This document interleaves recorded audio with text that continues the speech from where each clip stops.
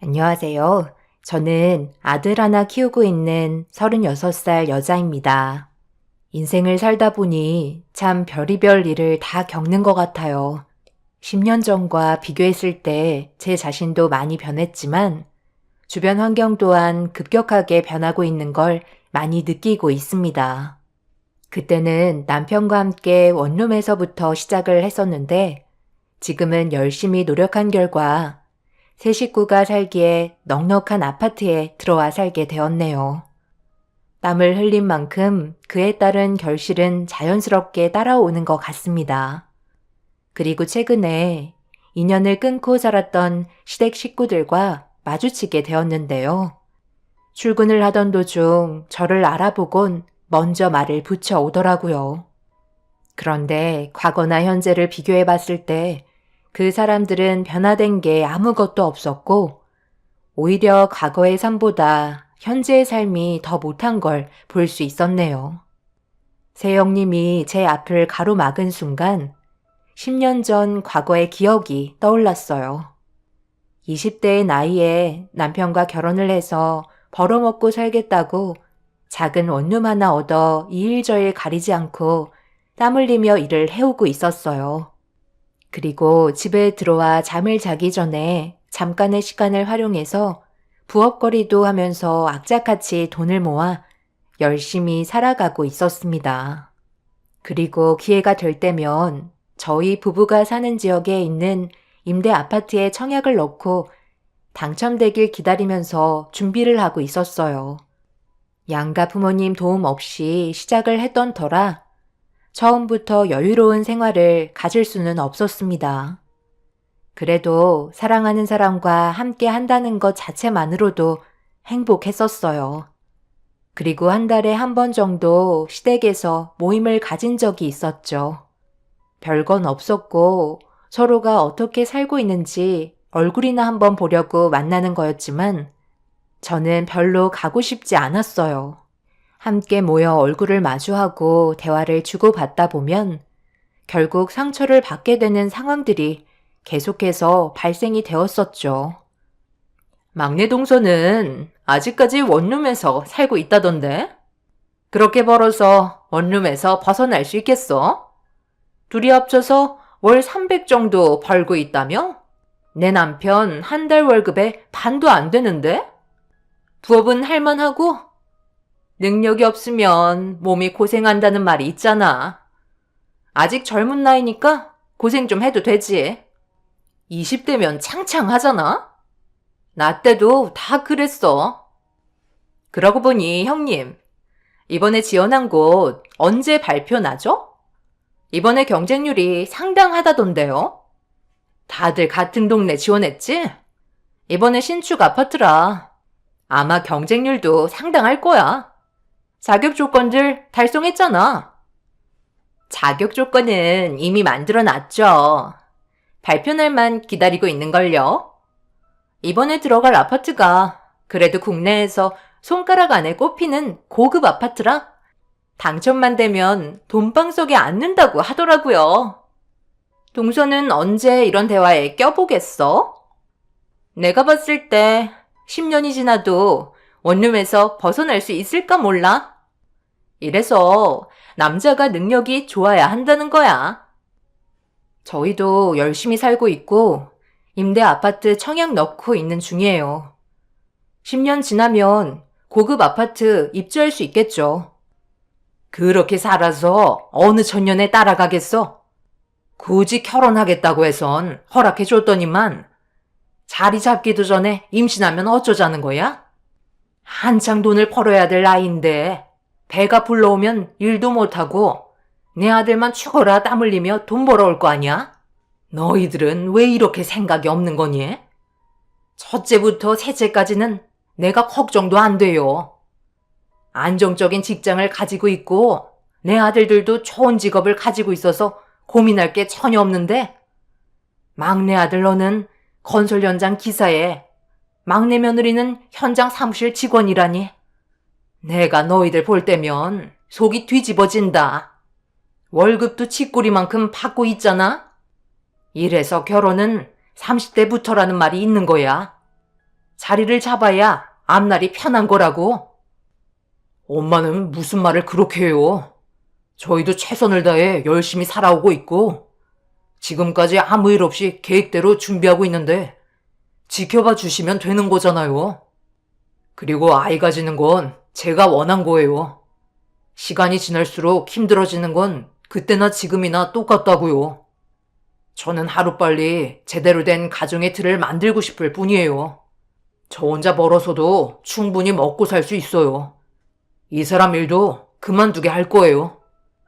임신했는데 현장 사무실에서 근무하는 것도 쉽지 않고 집안일도 함께 하지만 어찌됐든 손이 가는 거니 힘든 건 사실이잖아요. 남편이 제가 임신하고 나서부터 일을 그만두라고 몇 번이나 얘기했었지만 아직까지 문제가 없는 것 같아 무리하지 않는 선에서 근무를 지속해 왔었어요. 저희 계획은 결혼을 하자마자 아이를 가지는 게 우선이었습니다. 남편도 원했지만 저도 원하고 있었어요. 아이가 있다면 앞으로의 목표를 위해 더욱더 열심히 달려갈 수 있을 거라 생각했었어요. 그런데 제가 일을 그만두게 된다는 말을 듣게 되자마자 시모는 난리를 치기 시작했고 새형님은 혀를 차며 한심하다는 듯 저희 부부를 바라보고 있었습니다. 아직 20대라 사회를 제대로 겪어본 적이 없어서 그런 거라며 어른들이 봤을 때 전혀 계획이 없어 보인다고 아예 무시를 하고 있었어요. 저희 말은 전혀 들어주려 하지도 않았고 그렇다고 조언을 해주시기는커녕 부정적인 말들만 늘어놓으시니 시댁에 갈 때마다 스트레스가 상당히 많이 쌓이게 되었네요. 저희가 앞으로 어떻게 살아가면 좋을지 서로가 함께 모였을 때 계획이라도 세워주시고 열심히 사는 모습 보기 좋다며 격려라도 해주셨다면 저는 새형님들과 시모에게 안 좋은 감정이 생기지는 않았을 거예요. 하지만 저희 부부를 무시하는 건 참을 수 없었고 안 좋은 말을 계속해서 듣게 되는 게 반복이 되자 결국 시댁에 가는 걸 원하지 않았어요. 남편도 이런저런 핑계를 대면서 한 달에 한 번 있는 시댁 모임에는 참석하지 않았습니다.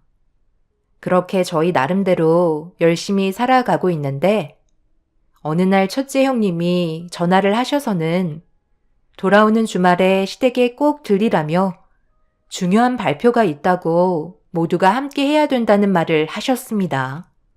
이유를 물어봤지만 대답해주기 귀찮으신 듯 잔말 말고 주말에 보자며 전화를 끊으셨어요. 남편도 그렇고 저 또한 시댁에 가봤자 상처만 받고 돌아올 게 뻔해서 별로 가고 싶은 생각이 없었는데 괜한 불화를 만드는 건 좋은 행동이 아닌 것 같아 어쩔 수 없이 주말에 시댁으로 향했어요. 현관문을 여는 순간부터 시끌벅적했고 집안에는 좋은 냄새가 퍼지고 있었네요. 새형님들은 입이 귀에 걸리셔서는 뭐가 그리 좋은지 시모와 웃으며 떠들고 있었습니다. 그렇게 함께 모여 식사를 하면서 대화를 주고받고 있는데 저희가 왜 참석을 했어야 됐는지 그제서야 이유를 알 수 있었어요. 새형님이 고급 아파트 청약에 당첨이 되었고 신분 상승했다며 저희 부부에게 자랑하려고 그동안 연락 한 통 없으셨다가 왜 전화하셨는지 그때 알 수 있었습니다. 그런데 셋째 형님의 한마디에 엄청난 상처를 받고 말았어요. 우리는 이제 돈방 속에 앉았는데 동서는 아직도 원룸 생활을 벗어나지 못했지? 배는 불러오는데 걱정이 많겠어. 저희도 나름대로 잘 살고 있어서 큰 걱정은 없어요. 노력한 만큼 분명 좋은 결과가 따라올 거라고 생각하는데요. 노력해봤자 뱁새가 황새를 쫓아올 수는 없다는 거 몰라? 시간이 흐르면 우리는 그 자리에 가만히 있겠냐고. 그래서 무슨 말을 하고 싶으신 건데요? 저희를 이 자리에 왜 부르신 거죠? 축하받으려고 부르신 거 아닌가요? 기분 좋은 날 왜 인상을 쓰고 그래? 셋째는 막내 네가 걱정돼서 하는 소리인데 그걸 아니 꼽게 받아들이고 있는 거니? 부럽다면 부럽다고 하면 될 것을 아무렇지도 않은 척 해봤자 지금 신세 면하지 못하는 건 당연한 건데 이런 식으로 분위기를 만들어야 되겠어? 왜 이런 얘기를 계속 하는 것 같아? 결혼하겠다고 큰 난리를 치니까 이 모양 이 꼴이 된 거잖아. 시애미가 분명 자리가 잡히고 나이 30 정도 됐을 때 결혼하면 좋겠다고 얘기했었는데 어른들 말 무시하고 강행하더니 이것 봐봐라. 벌써 셋 다 좋은 아파트에 들어갔는데 너희들은 몇 달이 지났는데도 그렇다 할 계획도 없이 그냥 흘러가는 대로 살고 있잖아. 임대 아파트? 거기에서 살면 인생이 좋아질 수 있을 것 같지? 거기에 있는 사람들이 왜 그곳을 벗어나지 못하겠어? 아무리 발버둥 쳐봤자 더 이상은 무리거든. 자신의 한계를 느끼는 거야. 매달 버는 돈은 똑같고 빚은 점점 쌓여만 가고 그렇다고 고급 아파트 들어가기에는 자금이 없어서 더 큰 대출을 받아야 하는데 그것 또한 부담스러워 시도조차 하지 못하잖아. 그러다 보면 10년, 20년 훌쩍 지나가고 결국 현실을 받아들이면서 살겠지. 이래서 처음 시작이 중요한 거야. 너희들은 실패했고 이미 그 가난에서 벗어날 수 없게 되어버린 거라고. 민성이 너는 엄마 말 안 들어서 이 꼴 된 거야. 제가 이래서 여기에 이 집에 발도 들이지 않으려고 그런 거예요. 좋은 말 하나 듣지도 못하고 저희들 헐뜯으려 하시는데 뭐하러 오고 싶겠어요? 정말 너무들 하시네요. 저희 아직 20대이고 할 수 있는 일들 수없이 많아요. 사람 일 아무도 모르는데 꼭 그런 식으로 상처를 주셔야만 속이 후련하신가요? 저희 선택이 잘 됐든 잘못됐든 항상 응원해 주시는 게 어려운 건가요? 2번 다시 찾아오지 않을 거니 제발 연락하지 마세요. 그리고 형수님들도 잘난 것 하나 없는 거 아시죠? 형들이 잘난 거지 형수님들 내세울 거 하나 없잖아요. 이 사람은 대졸인데 형수님들은 고졸 아니세요?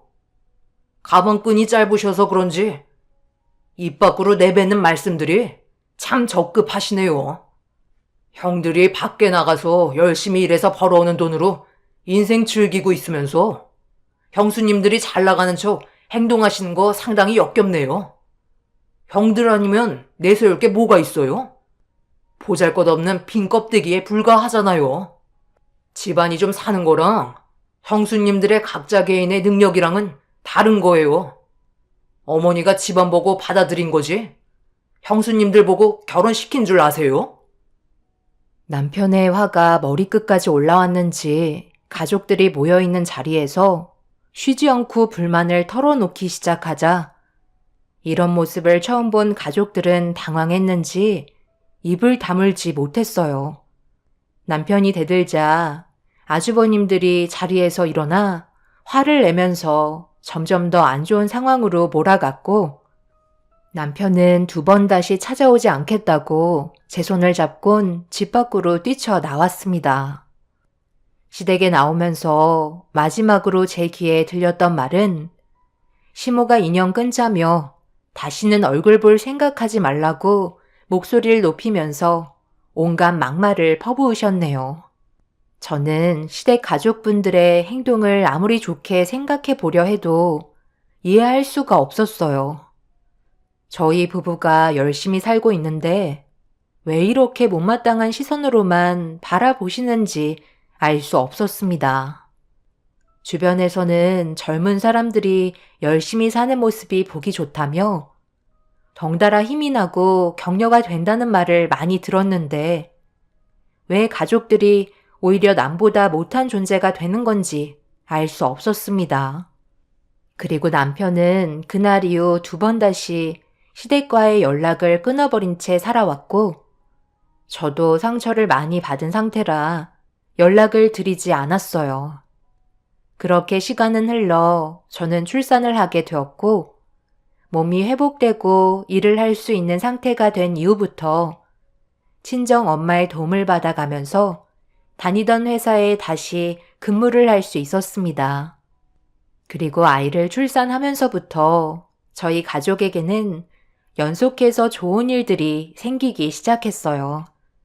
그토록 바라던 임대 아파트 청약에 당첨이 되었고, 남편은 기사에서 대리로 진급을 하게 되었습니다. 열심히 살아가면 갈수록 그에 따른 보상이 주어지는 것 같아 너무 행복했었어요.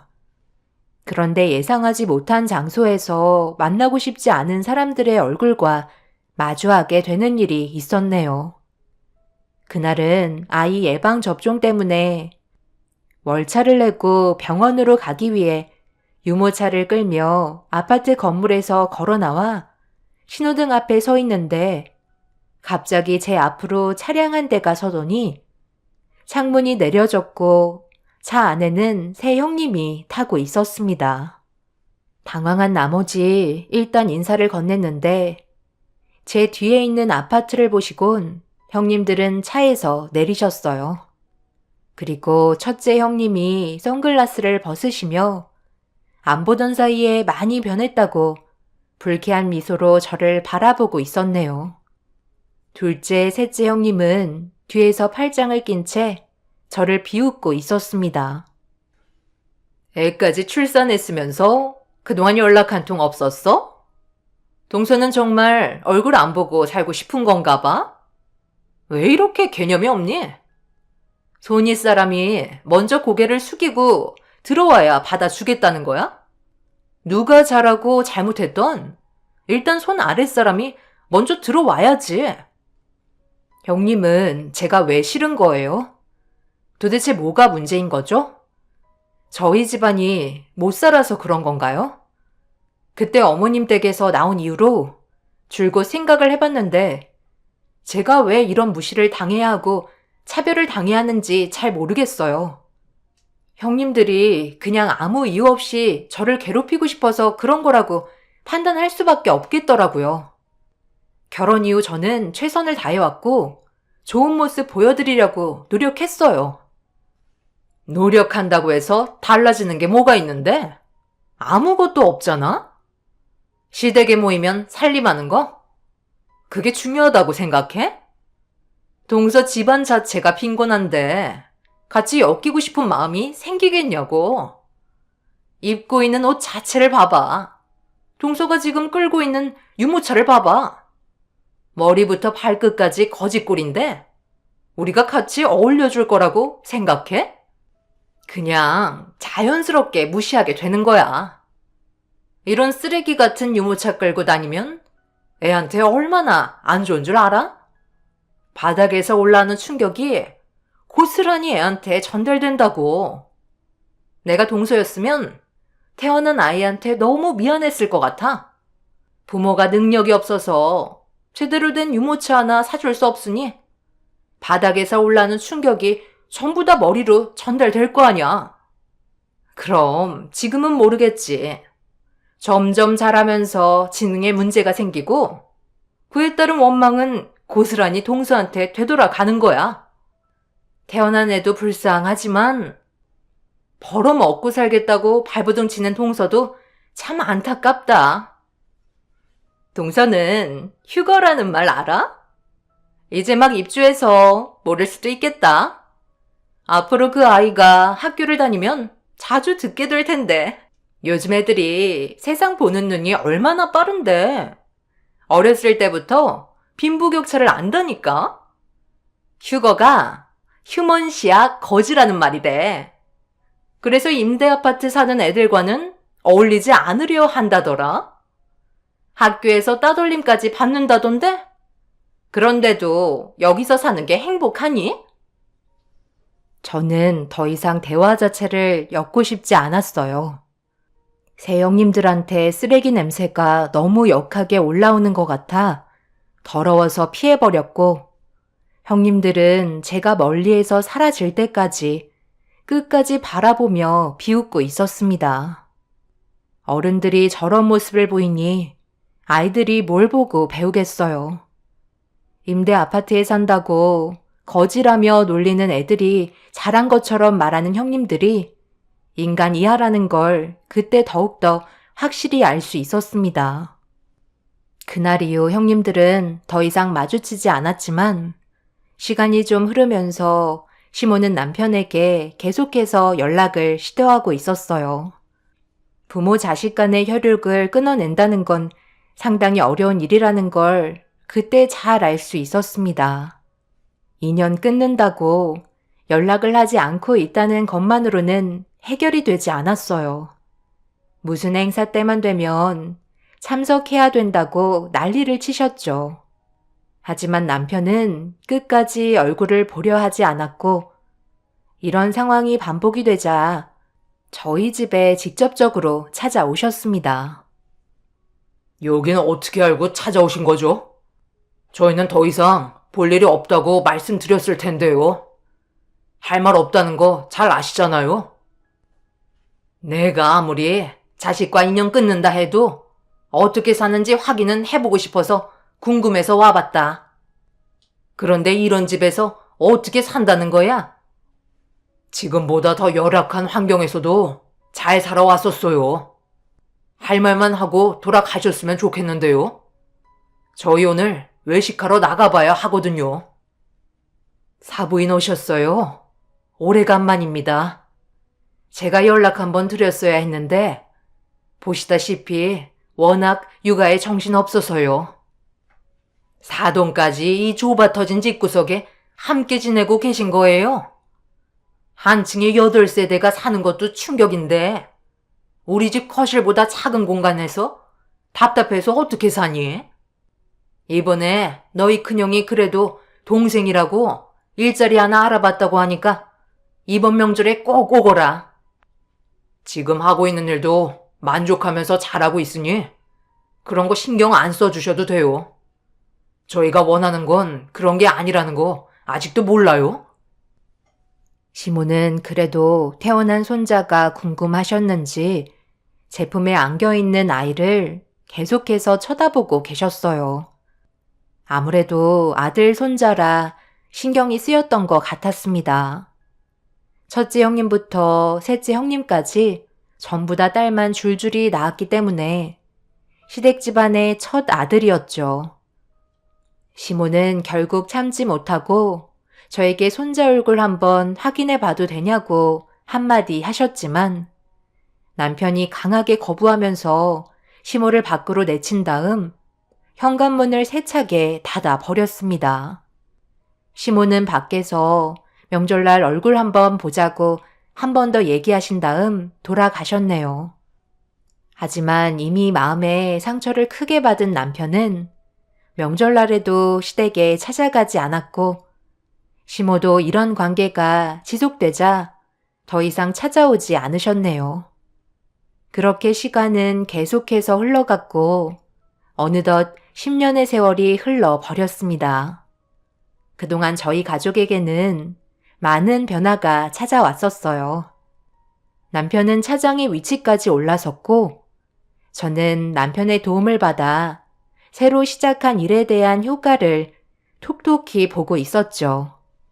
건설 현장에서 일을 하고 있는 많은 협력업체 사장님들을 저에게 소개해 주었고 저는 그분의 세금을 담당해 주는 일을 맡아서 하게 되었습니다. 그러면서 자연스럽게 입소문이 타고 흘러가 여러 업체들과의 계약도 성사시키며 안정적인 자리를 잡아갈 수 있었네요.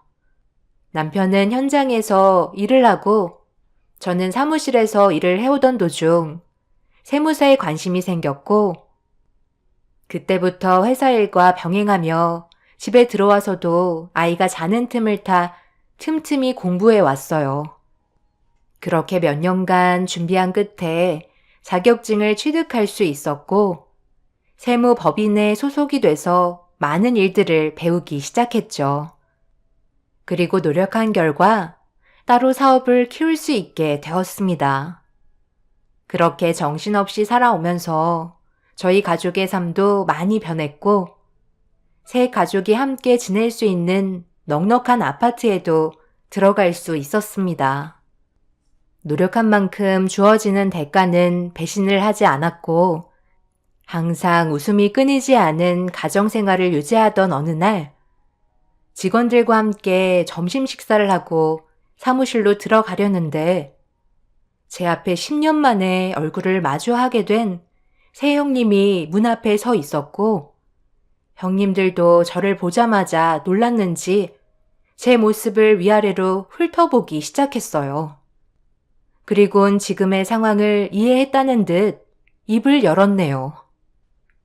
아, 동서가 직업을 바꿨구나. 여기 사무실에서 근무하는 거야? 정장을 입고 있어서 하마터면 몰라볼 뻔했네. 10년간 연락도 하지 않고 살더니 요즘 인물이 아주 훤해졌어. 여기 세무서의 대표님 좀 만나러 왔는데 자리에 계시지? 안내해봐. 대표님이 워낙 바쁘셔서 시간이 안 되실 것 같은데요.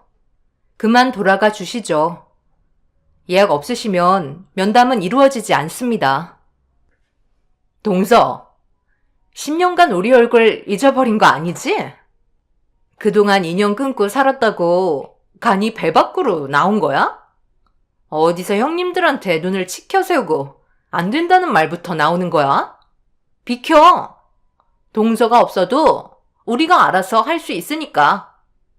말 좀 섞어줬다고? 그새 기어올라? 대표님, 무슨 일 있으세요? 갑자기 밖이 소란스러워서 나왔는데 아시는 분들이신 거예요? 지금 면담실에서 손님 기다리고 계세요. 저기요. 지금 뭐라고 했어요? 동서가 여기 세무서 대표라고요? 정말 확실한 거예요? 지금 장난치시는 거 아니죠? 제 직원이 쓸데없이 왜 장난을 치겠어요. 지금 바쁘니까 그만 돌아가 주세요. 그리고 저희 세무서에는 더 이상 찾아오지 않으셨으면 좋겠습니다. 면담을 하시러 온 것 보면 세무 쪽 관련해서 상담 받으시려는 것 같은데 저는 상담을 해드릴 수 없을 것 같네요. 동서, 잠깐만 기다려봐. 그래도 우리가 그동안 봐온 정이 있는데 너무 매몰차게 등 돌리는 거 아니야? 일단 내 말 좀 들어봐봐. 새 형님이 세무서에 갑자기 찾아온 이유는 고액 체납 세금 문제 때문에 골치를 썩고 있는 것 같아 보였습니다. 어떻게 하면 세금을 내지 않고 적발되지 않을 수 있는지 상담을 받고 싶어 하는 거였어요. 이미 국세청에서 전부 다 알고 있는 사실인데 숨기고 있는 재산마저 뺏길까봐 걱정을 하고 있었습니다. 만약 국세청에서 숨기고 있는 재산까지 밝혀낸다면 집안은 전부 다 무너진다며 걸리지 않는 방법을 알고 싶어 찾아온 거였어요. 정말 어이가 없었습니다. 돈이 어디로 굴러가도 나라에서는 전부 다 알고 있다며 더 이상 상대하지 않으려 했지만 집안에 체납 딱지까지 붙어버린 상태라 가지고 있는 현금으로는 회복할 수 없어 골치를 썩고 있다면서 이어서 충격적인 말을 꺼내셨네요. 새 형님들은 잘못된 투자로 꽤 많은 빚을 지게 된 상태인데 이 사실을 아주버님들 몰래 일을 저지르다가 돌이킬 수 없는 사태까지 벌어지게 된 거였고 잘못된 투자로 몇십억의 빚을 지게 되었던 거죠. 그래서 남은 현금의 출처를 물어보니 새 형님들은 나라에서 모르는 개인 금고 안에 보관해 두었다며 그것을 안전하게 지킬 수 있는 방법에 대해 알고 싶어 하길래 정확하게 어디에 두었는지 물어보았고 형님들은 제가 도와줄 거라 생각했는지 개인 금고의 위치를 알려주었습니다. 저는 그곳의 위치를 받아 적은 뒤 새 형님들에게 한마디 했어요. 세금 신고는 당연히 해야 되는 거고 의무이기 때문에 그동안 부당하게 이익을 취했던 부분들에 대해서는 환수 처리될 거라며 직원에게 고액자 체납 신고를 하라며 지시를 내렸습니다. 그 순간 새 형님들은 얼굴빛이 사색이 되더니 흰 석고처럼 굳어버렸고 손이 발이 되도록 빌었지만 새 형님들은 돌이킬 수 없는 결과를 얻게 되었고 저는 체납액 징수에 결정적인 기여를 하게 되면서 징수 금액의 10%의 포상금을 나라에서 지급받을 수 있게 되었습니다. 그리고 시댁 집안은 풍비박산이 나게 되었고 잘못된 투자로 부당 이익을 챙긴 것도 모자라 빚까지 지면서 세금 한 번 내지 않고 몰래 개인금고에 현금을 가지고 있던 것까지 전부 다 몰수되는 일이 발생이 되면서 결국 나락으로 떨어지는 꼴이 되어버리고 말았네요. 앞으로 시댁 집안이 어떤 식으로 흘러가게 될지 뻔히 보이지만 저희는 전혀 관여하지 않고 도움도 주지 않을 생각입니다. 지금의 삶에 시댁 집안이 끼어들지 않게 확실히 선을 그으려 하네요. 그 사람들이 저희 가족에게 했던 행동들에 대해 평생 후회하며 살아갔으면 좋겠어요. 그래야 제가 두 다리 뻗고 잘 수 있을 것 같네요. 감사합니다. 안녕하세요. 제가 사연을 신청하려고 글을 쓰려는 지금도 너무 어이가 없어 어떻게 받아들여야 할지 모르겠네요. 저는 사랑하는 사람과 몇 년간 만나오면서 결혼에 대한 확신이 들지 않았었어요. 이 사람과 연인 사이로 발전해 오랜 기간 만나왔으니까 당연하듯 결혼을 해야 하는 것 뿐인지 아니면 앞으로 남은 인생을 진심으로 함께하고 싶어서 결혼을 해야 하는 건지 판단이 서지 않더라고요. 분명 사람은 좋아 보이고 사랑했기 때문에 자연스럽게 결혼 얘기가 나온 건데 약간 의무적인 느낌이 들었습니다. 그래서 그 사람이 결혼하자고 얘기했을 때 쉽게 받아들이지 못했고 고민의 시간을 가져야만 했어요. 어떠한 확신이 필요했던 것 같았습니다. 사랑하는 사람과 결혼 생활을 하다가 서로의 마음이 맞지 않으면 이혼하면 된다 하지만 그게 말처럼 쉬운 문제도 아니잖아요. 그리고 아직까지 한국은 이혼남보다 이혼녀라는 딱지는 좋은 시선으로 바라보지도 않기 때문에 제 인생에 결혼은 2번은 있을 수 없는 일이었고 실패하고 싶지도 않았어요. 그래서 제일 중요하게 생각했던 게 이 사람과 함께하면 행복할까였어요. 당연히 연애할 때의 시선으로 그 사람을 바라봤을 때 전체적인 성향을 전부 다 알 수 없고 살아온 환경을 파악하기란 한계점이 있기 때문에 저와 비슷한 점을 찾으려 많은 노력을 했었죠. 그래야 함께 살아가는데 부딪히지 않을 테니까요. 그렇게 시간을 두고 여러 가지 상황들을 고려해 봤을 때 이 사람과 인생을 함께 한다는 건 분명 저에게 좋은 선택이라는 걸 알 수 있었습니다. 하지만 그건 단지 한 사람만 봤을 때의 얘기였고 주변 사람들의 영향이 개입되면서부터는 갈등의 연속이었죠. 그렇다고 이 사람이 자신 주위에 머물러 있는 안 좋은 영향을 가진 분들과의 인연을 끊어낼 수가 없기 때문에 결혼이란 단어를 쉽게 받아들일 수가 없었네요. 많은 분들께서 결혼 전에 저와 비슷한 고민을 하셨을 테고 상대방에게 엮여있는 인생을 받아들이면서 살고 계시는 분들이 있으신 반면 후회하시는 분들도 분명 계실 겁니다. 저는 후회 없는 삶을 살아가기 위해 많은 고민 끝에 파혼을 결정하게 됐지만 문제는 한번 만들었던 인연이 아직까지도 끊어지지 않고 제 발목을 잡고 있다는 게 지금 현재 제가 가지고 있는 고민입니다. 제 사연은 결혼을 결심하면서 예비 시부모님의 초대로 시댁에 인사를 드리려고 찾아뵀을 때부터 시작이 되네요. 정말 많은 가족분들께서 제 얼굴을 보려고 한자리에 모이셨어요. 이미 현관에 들어올 때부터 저를 위아래로 훑어보며 벌써 점수를 먹이고 계셨죠. 외적인 모습으로 어느 정도의 집안인지 대충 파악하시는 듯 가족분들의 얼굴에는 분명 미소를 띠고 있었지만 제 몸 구석구석 살피고 있는 눈알 굴리는 소리가 귀에까지 들릴 정도였네요. 처음 시댁에 인사를 드리러 갔을 때 제일 먼저 반겨주신 분은 시어머니셨어요. 그동안 만나보고 싶었는데 얼굴 한 번 보는 게 왜 이렇게 힘들던지. 여기까지 오는데 꽤 많은 시간이 흘렀죠? 앞으로 우리 집안에 며느리가 될지도 모르는데 말부터 편하게 할게요. 그래야 긴장도 풀리고 좋은 대화를 주고받을 수 있지 않겠어요? 대충 얘기 들었겠지만 우리 집안이 평범한 집안은 아니라서 아마 결혼 얘기가 나왔을 때 고민이 많았을지도 모르겠네. 내가 그동안 살면서 제일 자랑거리가 우리 아들들밖에 없거든. 첫째부터 막내까지 서울대 보내는 게 쉬운 건 아니잖아.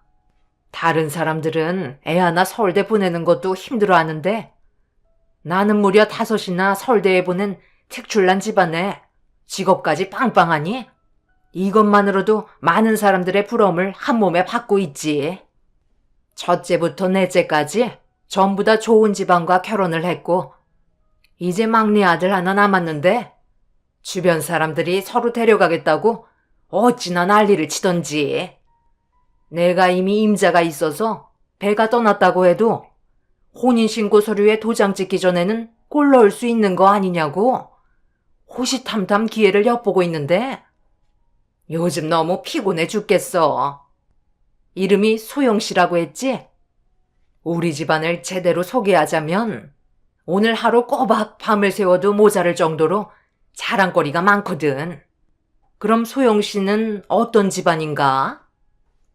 저희는 어머님 집안만큼 대단하지는 않아요. 평범한 가정이고 먹고 살 걱정 없을 정도로 살고 있어요. 시모는 저희 집안이 평범하다는 말에 알 수 없는 표정을 보이셨어요. 저는 대학도 그 사람처럼 좋은 대학을 나온 것도 아니고 치과 의사인 그 사람과는 다르게 저는 일반 직장인이었어요. 저 같은 경우 부모님께서 어렸을 적부터 학업에 대한 스트레스를 주시기보단 제가 좋아하는 일을 할 수 있게 지원해 주셨죠. 그래서 학창 시절 때 하고 싶었던 것들은 원 없이 해왔던 것 같아요.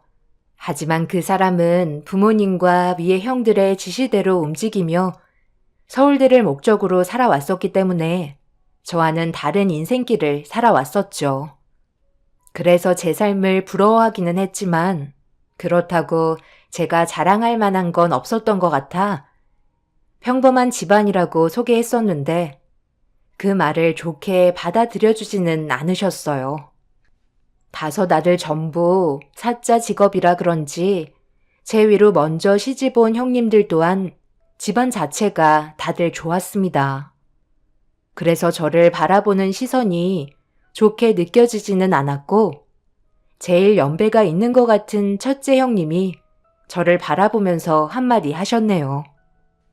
뭐 하나 내세울 것 없는 직업을 가지고 있는 집안이 막내 도련님과 결혼을 하겠다고 인사드리러 온 용기는 인정하겠지만 딱 거기까지인 것 같네요.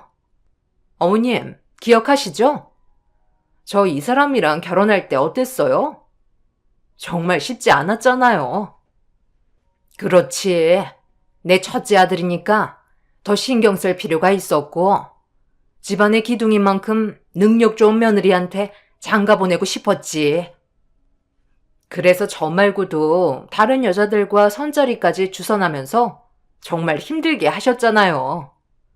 결국 제가 이이랑 결혼하긴 했지만 그때 정말 서운한 것도 많았었어요. 그런데 크게 볼 것도 내세울 것도 없다고 하는 소영 씨가 막내 도련님과 결혼하겠다는 건 좀 억지스럽지 않나요?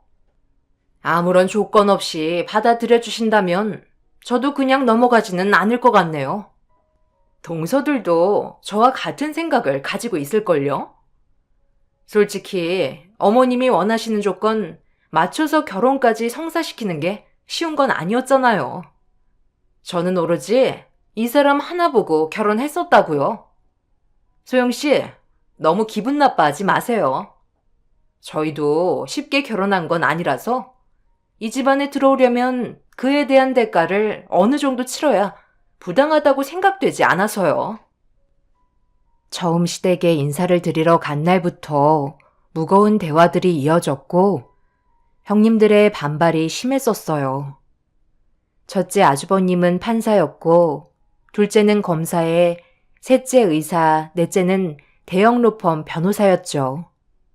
그리고 시댁 집안의 막내인 그 사람은 치과 의사이니 시모가 바라보는 눈높이는 제가 생각하고 있는 기준과는 전혀 다르다는 걸 알 수 있었어요. 시모는 형님들의 눈치를 살피면서 그 사람과 저를 번갈아 가며 쳐다보고 있었습니다. 모두가 함께 모인 자리인 만큼 서로 조심해야 되는 상황에서 말을 쉽게 꺼내지 못한 제가 어색한 미소를 보이며 분위기를 적응하지 못하고 있었는데 그 사람이 나서서 제 편이 되어 주었네요. 바쁘신데도 시간 내주신 건 정말 감사한데요. 큰형수님은 어떻게 초면부터 그런 말을 이 사람 앞에서 아무렇지도 않게 할 수가 있는 거예요? 결혼 허락받으러 오자고 한 것도 저고, 이 사람을 선택한 것도 저인데 왜 이런 말을 들어야 하는지 모르겠네요. 막말로 형들은 가만히 있었는데 형수님들이 저희 형들 직업 때문에 결혼하겠다고 발버둥 친 거잖아요. 도련님, 지금 말이 너무 심하신 거 아니에요? 어른들 앞에서 못하시는 말이 없어요. 저희가 고생한 만큼 똑같이 되돌려 받아야 한다고 생각해서 얘기해드리는 것 뿐이에요. 그렇게 하지 않으면 너무 부당한 거 아닌가요? 노력을 보인 저희와 달리 소영 씨는 노력도 하지 않고 도련님이랑 결혼한다면 당연히 불만들이 쏟아져 나오지 않겠어요? 어머님, 제 말이 틀렸나요? 형님들의 불만은 점점 쏟아져 나왔고 저는 그 모습을 보면서 아무래도 결혼 생활은 힘들 것 같다는 생각이 머릿속에 가득 차 버렸어요. 이런 식의 전개는 상상조차 하지 못한 상태라 점점 험악해지는 분위기에 숨을 쉬기가 힘들 정도였네요. 시부는 손님 있는 자리에서 뭐 하는 짓이냐고 언성을 높이시자 그제서야 흥분이 어느 정도 가라앉았고 형님들은 저를 못마땅하게 바라보시더니 자리에서 먼저 일어나 방으로 들어가 버렸네요. 시부는 저한테 미안하다며 대신 사과를 하셨어요. 제 옆자리를 지켜준 그 사람은 괜히 인사드리러 왔다고 한숨을 내쉬면서 이게 전부 다 시모 때문이라는 말을 꺼내기 시작했어요. 엄마가 저희들 키우시느라 그동안 고생 많이 하신 건 알겠는데요. 그때는 너무 심하게 하셔서 지금 저한테까지 안 좋은 영향을 끼치는 거잖아요. 이 사람이 지금 이런 광경을 전부 다 보게 됐는데 우리 집안의 며느리로 들어오고 싶어 하겠어요? 나는 당연한 대가를 받은 거라고 생각하는데 그게 뭐 잘못됐다는 거니? 고생해서 키운 자랑스러운 내 아들들이 서울대 나와서 좋은 직업 가졌는데 며느리는 그 명예를 아무런 노력 없이 얻게 되는 거잖아. 자기 남편이 판사고 검사고 의사의 변호사라며 떠들어 다니면서 자랑할 거잖아. 정작 노력한 건 엄마인데 내 아들들을 아무런 수고 없이 데려간다는 게 말이 된다고 생각하는 거니? 내가 그동안 뒤에서 꾸준하게 채찍질하고 노력하지 않았다면 네가 지금 이 자리에 왔을 것 같아? 그래서 엄마는 지금 이 사람이 마음에 들지 않는다는 말인가요? 제가 전날에 분명 부탁드렸을 텐데요. 저는 이 사람 아니면 결혼하지 않을 거고 제가 가지고 있는 모든 걸 전부 다 포기하겠다고요. 막내 아들 결혼하는 것까지 엄마가 원하신 대로 움직이려 하지 않으셨으면 좋겠어요. 만약 그렇게 하신다면 저는 더 이상 엄마 아들이 되지 않을 겁니다. 저는 딱 한마디 한 것뿐이 없는데 집안의 분위기는 순식간에 안 좋아졌고 더 이상의 좋은 대화는 주고받을 수 없었습니다. 결국 아무것도 얻지 못한 채 시댁에서 나와야만 했어요. 그날 이후 이 사람과의 결혼은 더 이상 이루어질 수 없다고 생각했었죠. 말로는 조만간 다시 자리를 만들면 된다고 하지만 제가 봤을 때 이 사람과의 관계보다 시댁과의 관계를 먼저 푸는 게 우선이었어요. 그런데 시모가 저한테 연락을 취해왔고 결혼에 대해서 진지하게 의논할 필요가 있어 보인다며 종현 씨한테는 비밀로 하고 따로 얼굴 보기를 원하셨어요. 그렇게 약속 장소에 30분 일찍 나와 시모를 기다리고 있는데 정각이 되었을 때 시모가 저를 향해 걸어왔습니다. 그런데 그 뒤로 4명의 형님들이 줄지어 뒤따라오고 있었네요. 무슨 영문인지도 모른 채 시모와 형님이 걸어오는 모습을 보자 자동으로 자리에서 일어나 인사를 드렸습니다. 형님들은 얼굴에 불만이 한가득인 듯한 표정으로 저를 바라보면서 자리에 앉으셨고 시모는 긴장하지 말라며 웃어주셨습니다. 무슨 말이 나올지 몰라 긴장하고 있는데 시모가 결론만 간단하게 얘기하겠다면서 형님들까지 데려온 이유를 설명하셨습니다. 나 혼자 올 줄 알았는데 갑자기 며느리들까지 데려와서 많이 당황스러웠지? 소영 씨 의견을 들어보고 싶다길래 고민 끝에 데려온 거야. 그 전에 우리끼리 먼저 의논을 한 상태이고 결혼하기 위해서 최소한의 조건은 필요할 것 같아서 어떤 생각을 가지고 있는지 한번 들어보려고 함께 온 거니? 너무 긴장하지 않아도 된다. 저번에 우리 집에 왔을 때 충분히 느끼고 집으로 돌아갔겠지만 우리 며느리들도 내가 내민 조건을 받아들이고 들어왔거든. 나도 최대한 조율해서 결혼시키는 방향으로 진행했었는데 아직 소영 씨 부모님 만나서 대화한 것도 아니라 이런 말 하긴 좀 그렇지만 그래도 내 아들과 결혼을 하겠다면 어느 정도는 마음의 준비를 해야 되지 않겠어? 우리 집안의 조건을 미리 맞춰 놓는 것도 좋은 방법이라 생각하거든. 그래서 우리 며느리들이랑 의논한 끝에 그래도 이 정도면 인정해 줄 것 같다는 선에 기준을 잡았으니까 너무 기분 나쁘게 생각하지 않았으면 좋겠어. 예단으로 현금 2억 정도 받아야 서로 아쉬운 소리는 안 나올 것 같은데 어때? 네? 종현 씨랑 결혼하려면 예단으로 현금을 2억이나 해야 된다고요? 너무 아무렇지도 않게 얘기하시니까 많이 당황스럽네요. 당황스러울 게 뭐가 있어? 우리도 다들 그 정도는 했는걸? 어느 집안이든 현금으로 2억 정도는 기본으로 가지고 있잖아? 그 정도 재산도 없으면서 어머니 며느리가 되겠다는 건 아니지? 솔직히 소영 씨가 우리 집안의 막내 동서가 된다면 지금 상황으로 봤을 때 큰형님도 그렇고 우리들은 좋은 관계를 유지하기에는 어려울 것 같아. 2억도 준비 못하는데 결혼하겠다는 건 너무 불공평하잖아? 우리가 그래도 최대한 배려해서 2억인 거지. 그 이하는 받아들이기가 어려울 것 같네? 그래, 이건 애들 말이 맞다. 생각해봐라. 서울대 나온 특출난 집안에 종현이는 지금 치과 의사를 하고 있는데 앞으로 벌어들이는 수익이 얼마나 많겠니? 내가 봤을 때 2억은 껌값인 것 같은데. 첫째 며느리부터 넷째 며느리까지 전부 다 2억 이상 받았고 현금 외에 명품들도 꽤 들어왔단다. 얘들도 전부 경쟁률 뚫고 들어온 거야. 소영 씨가 내 아들이랑 결혼 안 하겠다고 하잖아?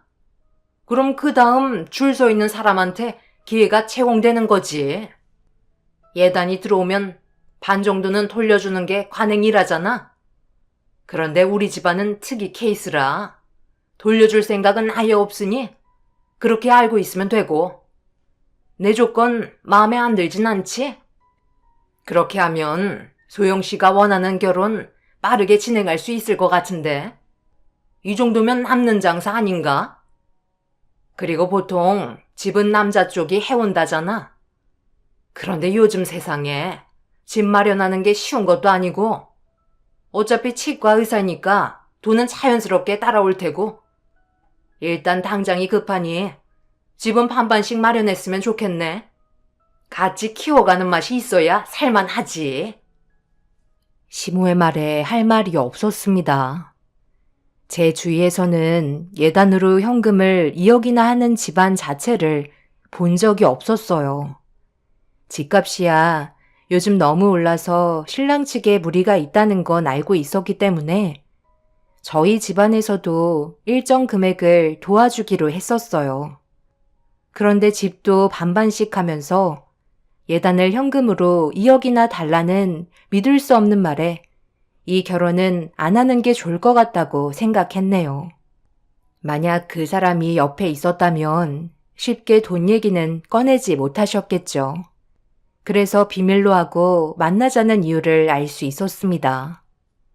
시모도 욕심이 상당했지만 형님들 또한 시댁에 했던 만큼 저도 똑같이 해야 된다고 생각해 뒤에서 들볶은 것 같아 보였어요. 제가 알기론 남자 측에서 만약 집을 해온다면 그 집이 예를 들어 3억일 때 집값의 10%를 예단으로 준비하면 된다고 알고 있었는데 2억은 터무니없이 큰 금액이었죠. 시모는 아무 말 하지 않고 가만히 있는 모습을 보곤 표정을 살피시더니 아무래도 무리가 있을 것 같다고 판단하셨는지 결혼에 대해 다시 생각해 보는 게 어떻겠냐고 물어보셨습니다. 어머님께서 지금 생각하고 계신 그대로세요. 저는 이렇게 결혼하는 건 아니라고 생각해요. 자식들이 잘 되길 바라시는 마음에 결혼시키는 것도 아니고 이건 뭐 종현 씨를 두고 장사하시는 건데 제가 거기에 말려 들어갈 필요는 없다고 생각합니다. 이 결혼 그냥 안 하려고요. 종현 씨한테는 잘 설명드릴 테니 너무 걱정하지 마세요. 어차피 처음 인사드리러 갔을 때부터 어머님 며느리가 되고 싶은 마음은 싹 사라졌었거든요. 종현 씨 하나만 바라보고 살기에는 주변 분들이 너무 힘들게 할 것 같네요. 생각 잘했어요. 어차피 뭣도 없는 집안에서 2억을 준비한다는 게 억지스러웠겠지. 우리가 2번 다시 얼굴 볼 일은 없었으면 좋겠어요. 마지막으로 막내 도련님 마음이나 잘 정리해주면 될 것 같네요. 그쪽 말고도 좋은 조건의 여자 수두룩하게 쌓여 있거든요. 어머님, 제 말이 맞죠? 과시할 능력도 없으면서 도련님과 어떻게 한번 엮어서 인생 한번 바꿔보려는 김치녀 맞는다고 했잖아요. 그럼 저희는 볼 일은 끝난 것 같으니까 그만 자리에서 일어날까요? 아예 말도 섞지 마세요. 그래, 알았다. 그럼 소영 씨는 우리 아들과 결혼하지 않는 걸로 알고 있으면 되는 거죠? 할 말 없는 것 같으니까 먼저 일어날 테니 주문한 음료 계산은 마저 하고 나와요. 그럼 2번 다시 얼굴 보는 일 없었으면 좋겠네요. 아니요. 제가 먼저 일어날게요. 약속도 어머님이 먼저 잡으셔서 저를 불렀으니 계산도 어머님이 하셔야죠. 저는 그 사람들을 밀치고 밖으로 뛰쳐나왔습니다. 시모와 단둘이 얘기한 것도 아니고 우르르 몰려와서 저를 죄인 취급하는 것 마냥 분위기를 이상하게 몰아간 것도 모자라 마신 음료까지 전부 계산하라는 게 어이가 없었습니다. 결국 종현 씨와 따로 만나서 얘기할 필요도 없을 것 같아 그 자리에서 전화를 걸어 시모와 시댁 식구들 때문에 더 이상의 관계 발전은 힘들 것 같다며 이별 통보를 전했고 당황한 종현 씨는 무슨 일이냐고 물어보길래 가족들에게 물어보라며 전화를 끊어버렸네요. 그리고 그날 이후 저희 집까지 찾아온 그 사람이 저를 늦은 시간까지 기다리길래 카페에서 있었던 일에 대해 전부 다 설명했어요. 듣고 있던 이 사람도 많이 당황하고 놀랐는지 시모의 행동에 대해 입을 다물지 못했습니다. 종현 씨가 저희 집에 찾아오기 전에 부모님께 이런 상황들을 대충 설명을 하니 그런 집안과는 절대 결혼해서는 안 된다며 단칼에 거절하셨어요. 저는 오히려 그 집안과 결혼한 며느리들이 이상하게 느껴질 정도였네요. 저는 겉보기에도 별 볼 일 없고 잘 사는 것 같아 보이지 않아서 본인들이 손해를 보는 것 같은 느낌이 들었는지 보복성이 보였었어요. 그 며느리들이 해왔던 만큼 저도 똑같이 하길 원했던 거죠. 자기 아들로 한몫 챙기려는 시모의 행동을 받아들일 수 없어 그 사람에게 연인 사이로도 지내고 싶지 않다며 2번 다시 찾아오지 말라고 고개를 돌리자 차라리 시댁과의 인연을 끊는 게 좋을 것 같다며 저와 헤어지는 걸 괴로워하고 있었네요. 결혼을 약속하고 함께하고 싶었지만 결국 헤어지게 되었고 그날 이후 그 사람과는 2번 다시 만나지 않았지만 종현 씨는 저에게 계속 문자를 보내왔어요. 저와 헤어지고 난 이후 시모가 맞선을 보게 하려고 매일 괴롭히는 중이라며 힘들다는 말에 맞선을 보라는 답장을 해줬습니다. 그리고 맞선 장소를 제가 지정해 주는 대로 잡아달라고 계획을 잡았고 그 사람은 영문도 모른 채 제가 하라는 대로 따라 주었네요. 그렇게 그 사람과 헤어지고 난 뒤에 제가 지정해 준 맞선 장소에 그 사람과 시모가 함께 나와 맞선녀를 기다리고 있었습니다. 그리고 그 모습을 확인한 뒤에 제가 시모를 바라보며 자리에 앉아버렸네요. 저와 바라보던 시모는 당황해했어요. 지금 뭐 하는 거예요? 여기가 어떤 자리인지 알고 함부로 앉는 거야? 빨리 비키지 못해? 곧 있으면 맞선 볼 여자가 온다고요. 네, 저도 알고 있어요. 그런데 맞선 볼 여자는 여기 오지 않을 거예요. 제가 돌려 보냈거든요. 그리고 제가 종현 씨 맞선녀입니다. 안녕하세요. 제 이름은 박소영이라고 해요. 이미 저를 알고 계시죠? 많이 당황스러우셨을 텐데 일단 진정하시고 목부터 축이세요. 은선 씨, 여기 주스 2잔 부탁해요. 어머님, 오렌지 주스 괜찮으시죠? 종현 씨도 같은 거 먹어요. 너 이제 막 나가기로 작정한 거니? 분명 그때 말하지 않았어? 우리는 그날 더 이상 엮일 필요가 없는 관계가 됐다고. 네, 알고 있어요. 그거 아세요? 어머님이랑 며느님들께서 저에겐 제대로 말할 기회도 안 주시고 지금까지 겉모습만 보며 혼자 판단하신 거? 저를 아예 무시하고 계셨잖아요. 능력이 좋다고 해서 그걸 꼭 과시해야만 되는 건 아니라고 보는데요. 제 말이 틀렸나요? 어머님 며느님들이 얼마나 집안이 좋은진 모르겠지만 상대방을 함부로 자기 기준으로 판단하고 막대하는 건 옳지 않다고 생각해요. 제가 인사드리러 갔을 때부터 어떻게 하셨나요?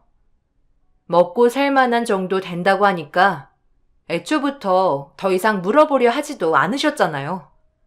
그래서 저도 더는 아무 말도 하지 않았던 거예요. 그런데 시간이 지날수록 저에 대해 더 안 좋게 보시고 말도 안 되는 조건을 내거셨죠. 그리고 어머님 아드님들이 전부 다 서울대 나온 거랑 제가 결혼하는 게 무슨 연관이 있는 거죠?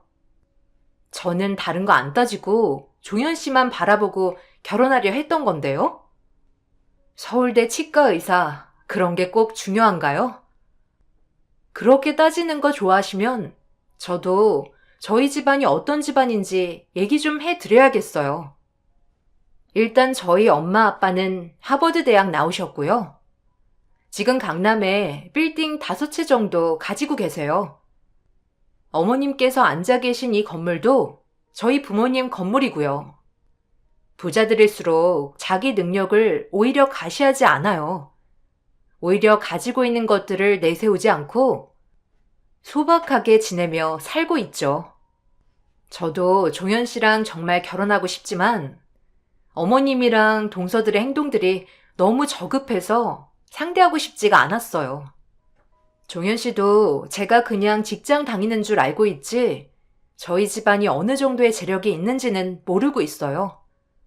그런 걸 얘기할 필요도 없는 거고요. 꼭 그렇게 티내지 않아도 되는 걸 굳이 자랑하실 필요 없다는 거예요. 대화를 나누고 있던 도중 저희 카페에 자주 오시는 퀵 배달 기사분께서 저에게 다가와 반대편 건물 상호를 대며 아빠가 제 쪽으로 전달해 달라는 말에 건네 받았습니다. 상호가 적힌 서류 봉투에 건물주 이름이 적혀 있었고 그걸 본 시모는 얼굴이 사색이 돼선 입술을 파르르 떨고 있었네요. 볼일을 끝낸 저는 자리에서 일어나 음료는 서비스로 드리는 거니 즐거운 시간 보내고 들어가시라는 한마디 건넨 뒤에 저는 제가 일하는 사무실로 들어왔습니다. 다른 건 다 참아도 저희 집안 무시하는 건 도저히 참을 수가 없었네요. 그리고 그날 이후 저희 집안의 재력을 알게 된 시모는 계속해서 접근을 시도하고 있습니다. 아직까지 기회는 있는 거 아니냐며 받아주겠다고 애원하시고 있네요. 하지만 앞서 말했듯이 저는 확신이 없습니다. 이 사람과 결혼을 해도 분명 좋은 영향은 받지 않을 것 같아요. 차라리 다른 사람과 인연을 만들어 나가는 게 좋을 것 같습니다. 검은 속내를 전부 다 보게 되었는데 괜히 엮일 필요 뭐가 있겠어요. 한 번뿐인 결혼, 후회 없는 선택하고 싶네요. 감사합니다. 안녕하세요. 저는 이제 막 세상 밖으로 나온 아이를 키우고 있는 초보 엄마입니다. 제가 여기에 사연을 신청한 이유는 현재 법적인 절차 진행이 아직 끝나지 않은 상황이라 여러분들께서는 만약에 제 입장이시라면 어떤 식으로 해결을 하실지 궁금해서 이렇게 글을 쓰게 되었네요. 사건이 터진 지 일주일 정도 되었고 그 사이에 정말 많은 일들이 있었어요. 임신 39주였고 출산을 앞둔 시기라 몸도 무거운 상태에서 집에서 쉬고 있는데 시모에게 전화 한 통이 왔어요. 남편은 아무 생각 없이 전화를 받았고 얼굴 표정은 점점 굳어지고 있었죠. 수화기의 내용이 잘 들리지 않았는데 남편이 자리를 옮기길래 무슨 일인지 싶어 뒤를 밟아 통화 내용을 엿듣는 순간 저 또한 기분이 좋지는 않았어요. 시모가 김장 준비 때문에 저희가 시댁으로 내려와 주길 바라고 있었습니다. 남편은 출산 시기가 다가온 만큼 최대한 몸을 조심해야 된다고 얘기했지만 주말이고 산부인과에서 40주 꽉 채워서 나온다고 하지 않았냐며 서둘러 와주길 바라셨어요. 남편은 당연히 시모의 어처구니 없는 말에 화를 내면서 거절을 했지만 시모는 절대 물러서지 않으셨어요. 그리고 시동생 내외도 온다며 크게 어려운 일들은 시키지 않겠다고 바람이나 쐴 겸 와서 쉬다 가라고 일방적인 통보를 한 뒤에 전화를 끊어 버렸네요. 시모의 성격은 직설적이고 한번 정한 결정은 절대 꺾으려 하지 않으시기 때문에 어쩔 수 없이 시댁에 가야만 했어요. 뒷감당을 할 수 없을 만큼 큰일이 벌어질 수도 있었거든요. 다혈질을 가지고 계셔서 괜히 심기를 건드리는 것보다 한번 다녀오는 게 오히려 불화를 만드는 일을 피할 수 있는 길이었네요. 그렇게 남편과 시댁에 가야만 했고 3시간을 달려 도착을 하니 벌써 마당에는 시모가 김장 준비에 한창이셨어요. 눈앞에 쌓여있는 배추들을 보니 앞이 캄캄했고 주말 동안 아무 일 없이 잘 지나가기를 바랬습니다. 시모는 저희를 보자마자 서둘러 환복하고 밖으로 나오길 재촉하셨네요. 작은 방에 너희들이 입을 옷 준비해 놨으니까 퍼뜩 갈아입고 나오거라. 오늘 내일 이틀간 다 끝내려면 시간이 없다. 작은 애들은 아침 일찍부터 와선 일손 도와주고 있었다. 도원아, 너희 형 왔다. 퍼뜩 나와서 엄마가 시킨 것 좀 해라. 엄마는 지금 저희 상황을 잘 알고 계시면서 꼭 이렇게까지 하셔야 했어요. 이 사람 임신 39주이고 곧 출산한다고요. 그걸 내가 모르니? 그래서 출산하기 전에 서둘러 끝내자고 하는 거 아니야. 내가 많이 도와주면 되잖아. 형수님 오셨어요? 배가 많이 부르셨네요. 우리도 좀 전에 왔어요. 저희는 시장에 좀 다녀와야 할 것 같아요. 김장하는데 필요한 몇 가지 재료를 좀 더 사야 해서 후딱 다녀오도록 할게요. 그럼 형도 고생 좀 해줘. 한 2시간 뒤에 올 거야. 시동생 내외는 아침 일찍부터 와서 일손을 도왔다는데 제가 봤을 때 손 하나 까딱하지 않아 보였어요. 시모가 밖에서 부르는 소리에 부랴부랴 나온 듯 보였죠. 옷도 환복하지 않았고 그냥 놀러 온 듯한 모습 그대로였습니다. 동서도 임신을 한 상태라 어느 정도 배가 불러온 상황이었어요. 6개월 정도 되었고 뱃속의 아이가 아들이라는 소식을 접할 수 있었습니다.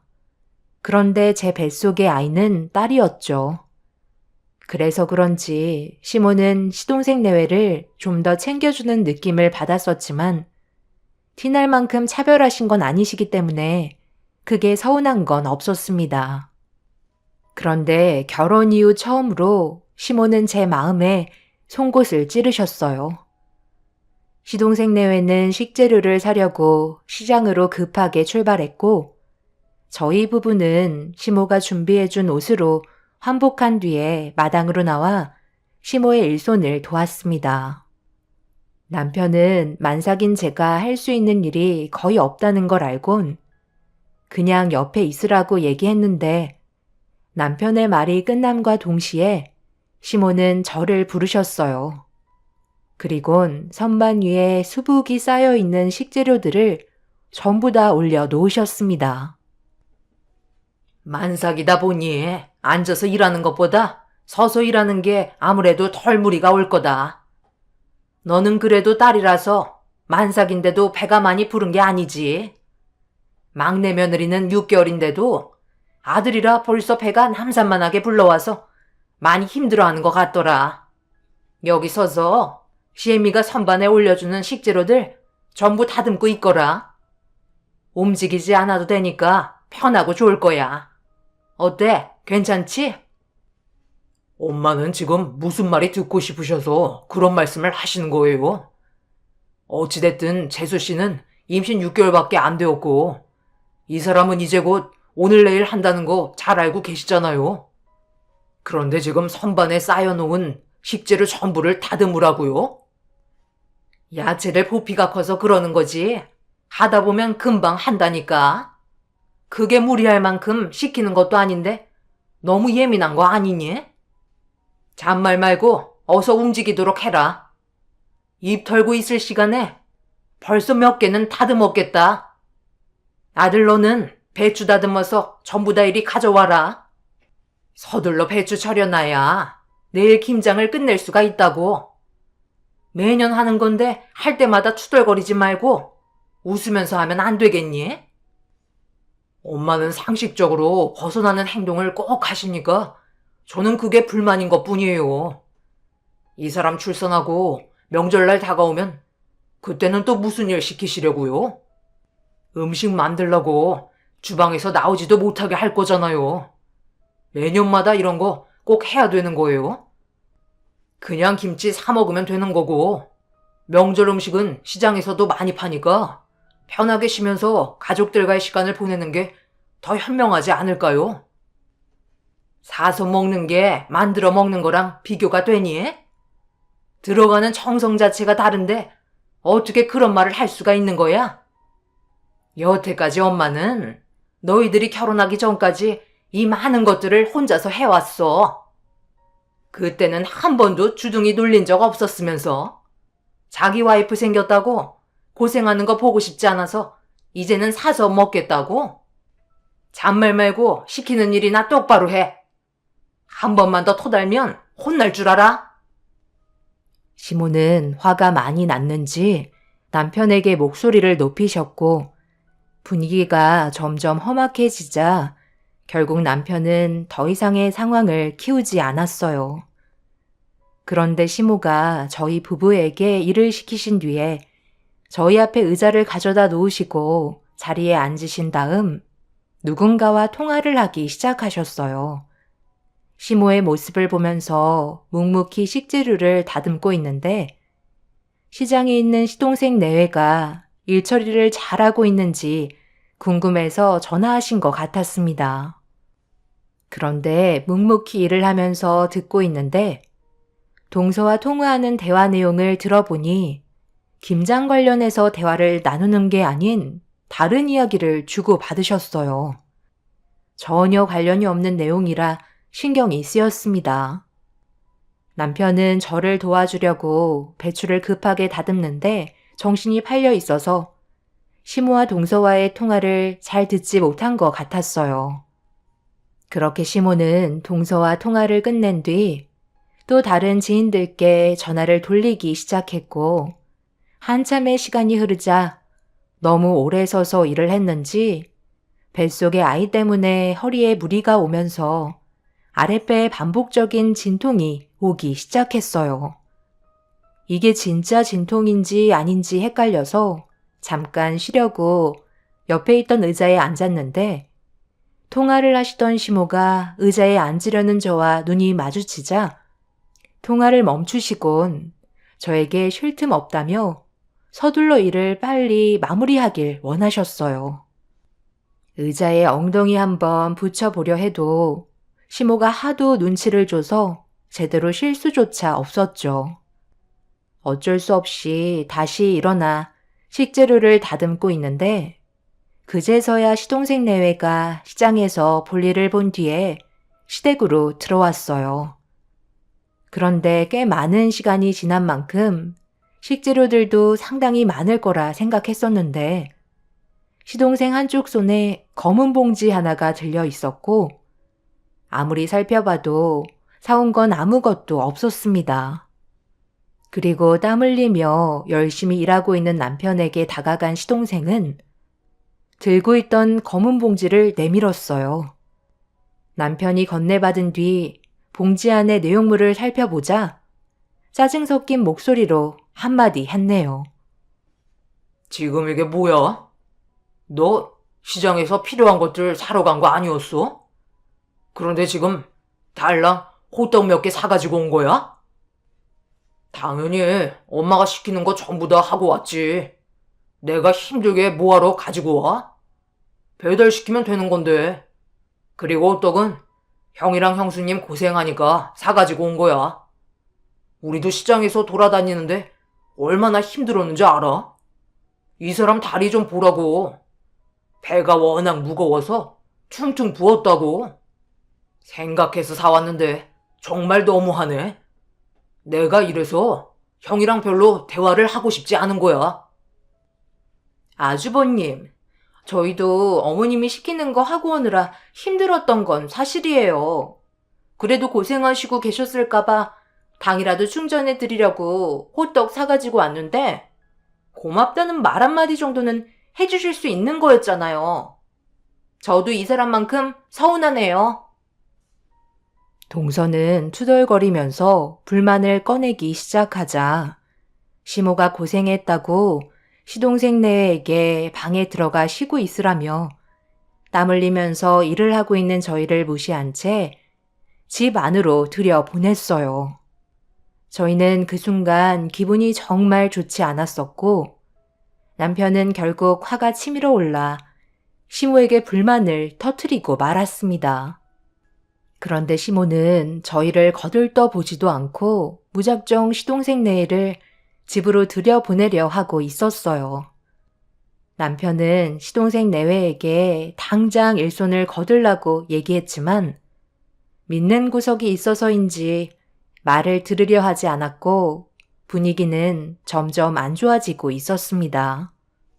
그런데 동서가 짜증 섞인 목소리로 옷만 갈아입고 나오겠다며 안 좋은 표정을 보이면서 들고 있던 가방을 선반 위로 올려놓았는데 잘못 올려놓으면서 가방 안에 있던 내용물들이 전부 쏟아져 버리고 말았어요.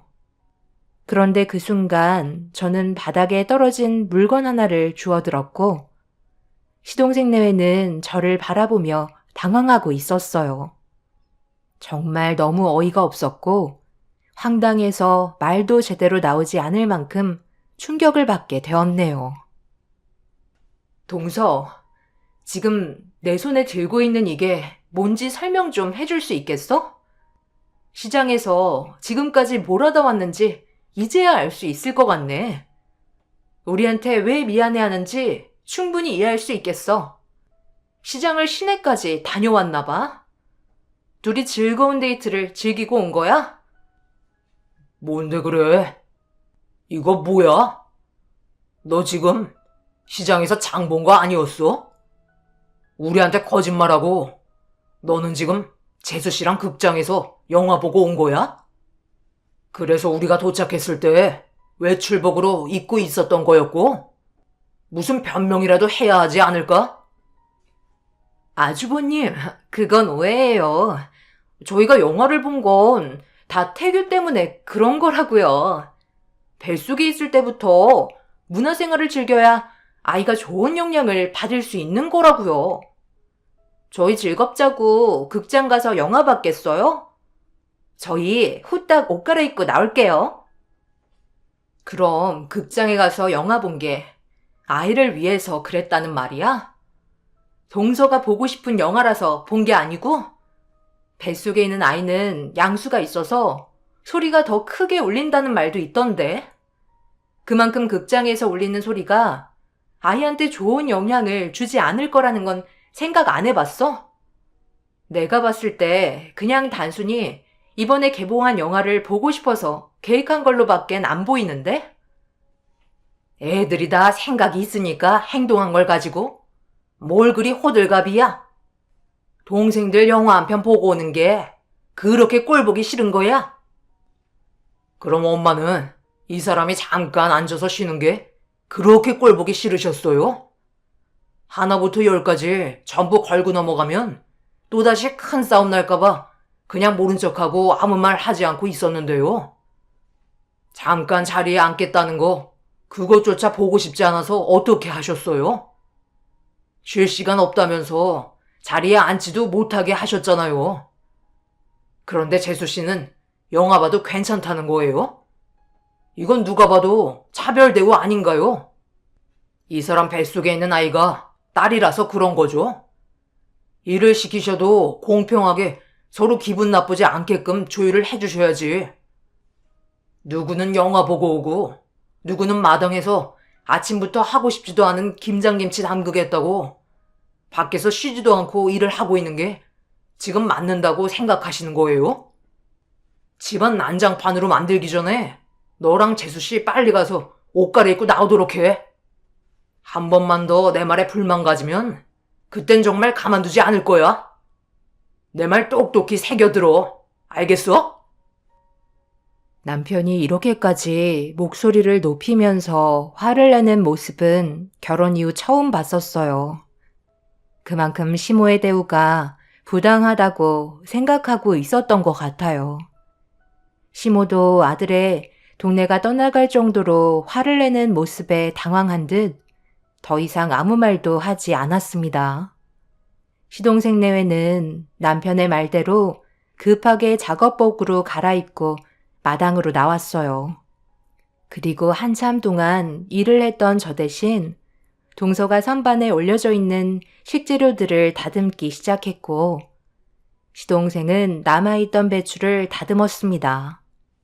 남편은 저를 데리고 방 안으로 들어와 누울 수 있게 자리를 마련해 줬어요. 제가 집으로 들어오는 모습을 지켜보고 있던 시모는 기분이 상당히 안 좋아 보였지만 저도 체력적인 한계에 도달했던 상태라 더 이상 시모의 눈치를 볼 수 없었고 저와 뱃속에 있는 아이만 생각해야 했어요. 그렇게 남편 덕분에 침대에 누워 충분히 쉬고 있는 동안 남편은 괜한 말 나오는 거 듣기 싫다며 밖으로 나가 김장을 하기 위한 준비를 하고 같이 도와주고 있었네요. 그렇게 그날 해야 될 일을 늦은 시간에 마무리할 수 있게 되었고 모두가 한자리에 모여 침묵을 유지한 채 저녁 식사를 마무리한 뒤에 각자의 방으로 들어왔어요. 그런데 꽤 늦은 시간에 시모가 갑자기 밖으로 나가시더니 한참 동안 집에 들어오지 않고 계시더라고요. 남편은 대충 상황을 알고 있는 듯 궁금해하는 저에게 시모의 행동에 대해 알려주었고 남편의 말에 저는 좀 당황스럽기도 했었어요. 시부가 세상을 떠나신 지 몇 년 되지도 않았는데 벌써 시모는 동네 분들 중 한 명과 좋은 관계를 형성하고 계신 듯 보였습니다. 남편 말로는 시부가 세상을 떠나시고 혼자 지내시는 걸 많이 외로워하셨는데 시부의 친구분께서 자주 집에 놀러 오셨었다며 분명 재혼까지 생각하고 계신 것 같다는 설명을 해주었네요. 제가 결혼하기 전에 있었던 일이라 꽤 오랜 시간이 흐른 상태임에도 시모가 재혼을 섣불리 하지 못한 건 남편의 반대가 꽤 크게 작용했던 것 같아 보였어요. 남편은 시부 외에 다른 사람을 가족으로 받아들일 마음의 준비가 안 되어 있었습니다. 그렇게 시모는 새벽 시간이 되어서야 집으로 들어왔고 아침이 밝자마자 저희 모두를 깨우셨네요. 시모는 아침부터 절여진 배추를 씻어내시며 저희가 빨리 움직여주길 재촉하고 계셨어요. 잠도 덜 깬 상태에서 아침을 먹기도 전에 절여진 배추를 서둘러 세척해야 된다고 가족 모두가 달려들어 끝낸 뒤 아침 식사를 해결하길 원하셨네요. 그렇게 정신없는 상황 속에 모두가 힘을 모아 절여진 배추를 씻었고 저는 씻은 배추를 남편에게 건네받아 쌓아놓고 있는데 갑자기 남편한테 전화가 걸려왔고 회사에 일이 생겼는지 급하게 서둘러 와주길 바라고 있었어요.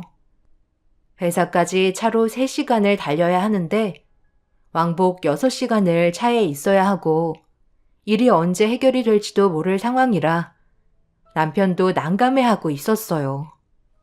그런데 워낙 급한 일이라서 그런지 어쩔 수 없이 남편은 회사로 출근해야만 하는 안 좋은 상황이었습니다. 시모는 남편이 저를 데려갈까봐 회사에 가봐야겠다는 말이 끝남과 동시에 저를 잘 케어해 주겠다며 전에 있었던 일에 대해 사과를 하셨고 무리하지 않는 선에서 움직이게 하겠다면서 서둘러 회사로 출근하라는 듯 등 떠미셨네요. 어차피 김장김치도 가져가야만 하는 상황이라 회사 일을 해결하고 조심히 다녀오라며 남편을 보내줘야만 했어요. 그렇게 저 혼자 남겨진 상태가 되자 시모는 좀 전과 다른 모습을 보이며 저에 대한 불만을 쏟아내셨습니다. 너는 내 아들 믿고 어제 몇 시간 동안 방에 처박혀서 나오지도 않고 있더라. 눈치가 있으면 적당히 쉬고 나와서 도와야 하는 거 아니야? 애들이 영화 한 편 봤다고 그만큼 보상받으려는 너의 그 고약한 심보가 집안 분위기를 얼마나 안 좋게 만들었는지 알아? 며느리 하나 잘못 들어와서 모자지간에 금이 나가게 만들고 너 때문에 내 속이 얼마나 검게 타버렸는지 아니? 어머님, 상식적으로 생각해 보세요. 만삭인 며느리한테 누가 김장을 시켜요? 지금 상황들은 드라마에서나 나올 법한 일들이라고요. 그래서 지금 네가 잘했다는 거야? 좋게 넘어갈 수 있었고 서로 웃으면서 분위기 만들 수 있었던 걸 너는 부정적으로 받아들여서 지금 이런 사태를 만들어 놓은 거잖아. 내 말이 틀렸니? 나는 네가 괘씸해서 함께 아침 먹을 생각 없으니까 우리 다 먹고 난 뒤에 혼자 들어가서 끼니 해결하도록 해라. 너 시애미 성격 알지? 다른 날 같았으면 뼈도 못 추렸어. 뱃속의 아이가 너를 구해줬다고 생각하거라. 막내야, 우리는 가서 아침 먹고 나오자꾸나. 너는 오늘 막내 며느리 가족 김장까지 맡아서 하도록 해라. 어제 쉬었던 만큼 추가적인 노동을 해야 될 거 아니야? 시애미처럼 마음 넓은 사람이 어디 있니? 후딱 움직이거라. 저는 어머님이 만들어주신 김장김치 가져가고 싶은데요. 형님이 만들어준 건 솔직히 맛이 없을 것 같아요. 그리고 괜히 제가 가져가는 김치는 제대로 만들어주지도 않을 것 같고요. 어제 일 때문에 저한테 앙심을 품고 계시잖아요. 무서워서 어머님 댁에 오지도 못하겠어요. 제가 얼마나 눈치가 보였는 줄 아세요? 어머님, 손주가 배가 많이 고픈가 봐요. 저희 얼른 들어가서 아침 먹어요. 남편이 회사로 출근하자마자 시모는 저를 찬밥으로 대하셨어요. 온갖 상처되는 말을 전부 다 쏟아내신 뒤 시동생 내외의 손을 잡고 집으로 들어가셨습니다. 저 혼자 마당에 남겨지자 시모의 행동이 너무 서럽게 다가왔고 차라리 그냥 집으로 돌아가는 게 좋을 것 같다고 판단했어요. 이런 식으로 대우받으면서 시댁에 있을 필요 없다고 생각했었습니다. 그래서 짐 싸서 나오려고 집 안으로 들어가려는데 누군가 대문에서 저에게 인사를 건넸고 고개를 돌려 대문 밖을 바라보니 시모를 찾고 계셨습니다. 남편이 회사로 출근한 건 어떻게 아셨는지 시모가 전화를 안 받아서 저보고 대신 좀 불러달라며 부탁을 하셨어요. 그래서 집으로 들어가 주방으로 들어가니 시모와 시동생 내외가 서로 웃으면서 아침 식사를 하고 있었습니다. 제 얼굴을 본 시모는 김장 준비하지 않고 왜 들어왔냐며 큰소리 치시더니 저에게 상처되는 말을 쏟아 부으셨어요. 저는 시모의 말을 무시한 채 밖에 어느 분이 기다리고 계신다고 전해드린 뒤 방 안으로 들어가 짐을 싸기 시작했어요. 그리고 시모는 제 말이 끝남과 동시에 급하게 방으로 들어가신 다음 몸 상태를 살피시곤 급하게 밖으로 나가셨네요. 저는 짐을 싸서 거실로 나왔고 집으로 돌아가려는데 현관문 앞에 반지 하나가 떨어져 있었습니다. 어디서 많이 본 반지여서 자세히 살펴봤는데 그 순간 너무 놀라 열려있는 시모의 방 안으로 들어간 순간 충격적인 걸 발견할 수 있었고 떨리는 손으로 물건을 주워든 뒤 비명을 지르고 말았습니다. 넋이 나간 상태로 거실로 힘겹게 걸어 나오자 비명 소리에 급하게 달려온 시동생 내외는 무슨 일이냐며 당황스러워하는 표정으로 바라보며 따라오기 시작했고 저는 마당에서 깔깔거리며 남자분과 웃고 떠들면서 김장을 하고 있는 시모를 향해 걸어갔네요. 고개를 들어 저를 바라본 시모는 가식적인 얼굴로 활짝 웃어 보이며 무슨 일이냐고 물어보는 말에 시모 앞에 있는 고무대야에 제가 들고 있던 자개함을 내려놓았어요. 그리고 낮게 깔린 목소리로 자개함이 왜 시모의 방에 들어가 있냐고 물어보았네요. 왜 이 자개함이 여기에 있는 거죠? 이건 어머님께 아니잖아요. 남의 물건을 함부로 손댄 건 명백한 범죄 행위 아닌가요? 네가 이걸 어떻게 알고 찾은 거니? 나는 그냥 아주 잠깐 착용해보고 싶은 마음에 빌린 것 뿐이다. 다시 제자리로 돌려놓으려 했었어. 그런데 잠깐만, 너 지금 시애미를 도둑 취급하는 거니?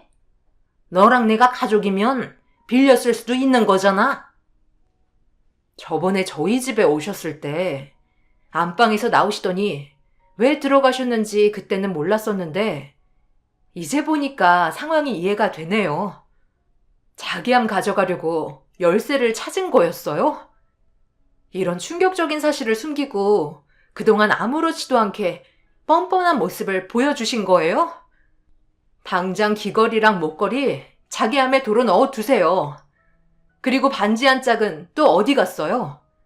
거실에 떨어뜨린 반지 하나는 찾았는데 나머지 반지는 어디 갔냐고요? 제일 중요한 옷반지가 왜 안 보이는 거예요? 왜 아무 말도 하지 못하세요? 빨리 제자리로 돌려놓으세요.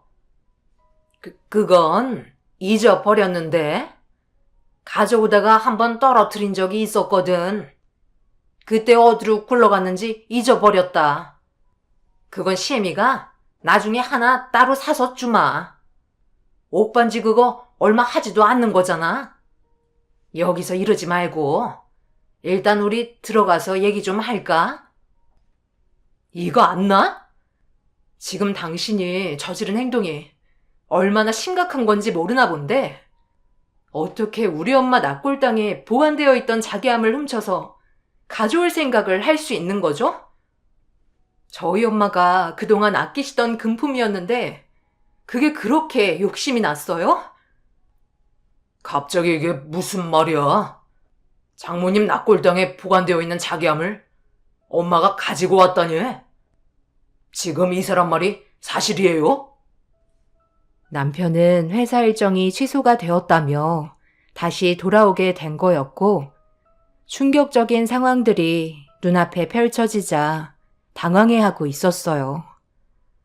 엄마가 세상을 떠나시고 제일 아끼셨던 자개암 안에 여러 가지 금품들이 들어 있었는데, 그걸 같이 납골당에 보관해 두었었고, 시모가 자개암 안에 있던 금품을 보고 욕심이 나셨던 것 같았어요. 그래서 저희 집에 왔을 때 납골당 보관한 열쇠를 유심히 지켜보셨는지 제가 잠깐 자리를 비운 사이 안방에 들어와 열쇠를 찾으셨고 혼자 몰래 가셔서 자기암을 빼오신 거였네요. 그런데 하필 엄마가 제일 아끼시던 옷반지를 자기암에서 떨어뜨리면서 잃어버리시는 바람에 저는 엄청난 충격을 받고 말았죠. 아빠가 세상 떠나시기 전에 엄마한테 옷반지를 선물해 주셨었는데 그때의 기억이 너무 행복하셨는지 살아계시는 동안 한 번도 옷반지를 손에서 빼지 않으셨어요. 그만큼 중요한 물건을 시모의 욕심 때문에 잘 보관되어 있던 옷반지를 잃어버리고 만 거였죠. 남편이 이 사실을 알게 되자 많이 당황했는지 아무 말도 하지 못한 채 변명만 늘어놓고 있는 시모를 멍하니 바라만 보고 있었어요. 제가 주저앉아 오열을 하면서 괴로워하는 모습에 시모와 만남을 가지고 있던 남자분도 조심스럽게 자리에서 일어나신 뒤 시모의 행동을 이해할 수 없다며 돌아가셨고 점점 상황이 악화되자 시모는 그제서야 저에게 용서를 구하기 시작하셨네요. 하지만 저는 시모를 절대 용서해주고 싶지 않아요. 그래서 법적인 처벌을 강하게 내리고 두 번 다시 얼굴 볼 생각도 없습니다. 여러분들께서는 시모의 행동을 이해하실 수 있으신가요? 시모는 어차피 세상 떠난 사람의 물건 그냥 방치되어 있는 것보단 잘 활용하는 게 좋지 않겠냐며 억울함을 호소하시고 계십니다. 절도죄는 징역 6년에 1,000만 원 이하의 벌금이라는데 저는 엄마가 아끼던 반지를 잃어버리셨다는 거에 벌금형으로 끝내고 싶지가 않아요. 그래서 지금 현재 징역을 원하고 있지만 그게 또 말처럼 쉬운 건 아니라고 하네요. 남편은 두 번 다시 시모의 얼굴을 안 보고 살겠다며 인연을 끊었고 어제 동서에게 전화가 왔어요. 동서가 가지고 있던 금품도 시모의 방에서 추가적으로 발견돼서 상당히 골치 아픈 상황이라고 하네요. 제 사연 들어주신 분들, 시모를 어떻게 처벌하는 게 좋을까요? 정말 용서해주고 싶지 않아요. 상식적으로 시모 행동을 이해할 수도 없네요. 제 사연 들어주신 분들, 앞으로 저희 가족이 어떻게 이 상황을 헤쳐나가면 좋을지 의견 부탁드리겠습니다. 감사합니다.